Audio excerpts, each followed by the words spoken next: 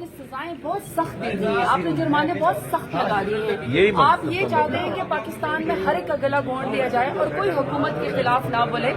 اگر حکومت کے خلاف کوئی ویل اگر کوئی سوشل میڈیا ایکٹیوسٹ جس کے پاس موبائل ہے، کوئی رپورٹر ہے، الیکٹرانکس میڈیا ہے، سوشل میڈیا، اگر کوئی بھی ان کے بارے میں بتاتا ہے کہ آپ کی یہ کارکردگی ٹھیک نہیں ہے، تو پھر آپ تو اس کو یہ سزا دے دیں گے اس ایکٹ کے تحت، اس کو یہ جرمانہ لگا دیں گے کہ آپ چونکہ یہ حکومت مخالف کرے۔ دیکھیں اس طرح تو حکومت مخالف یا اسٹیٹ مخالف ہر چیز کا لیبل لگا کے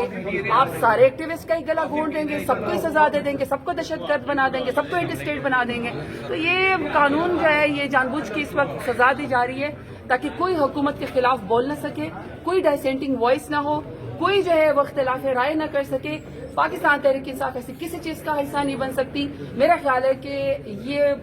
ہر کالا قانون جو ہے یہ آنے والے حکومت کے اپنے گلے پڑے گا۔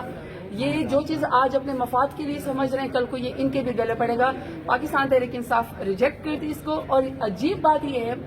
کہ کل یہ ایوان کے اندر پیش ہوا ہے اور ہنگامی طور پر ایک سنگل پوائنٹ ایجنڈا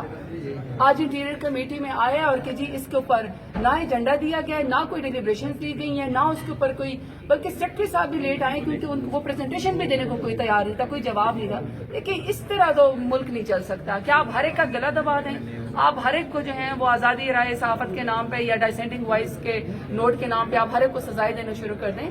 مطلب 3 سال کی سزائیں، 30 لاکھ کے جرمانے، اس طرح تو یہ ملک نہیں چلنے والا۔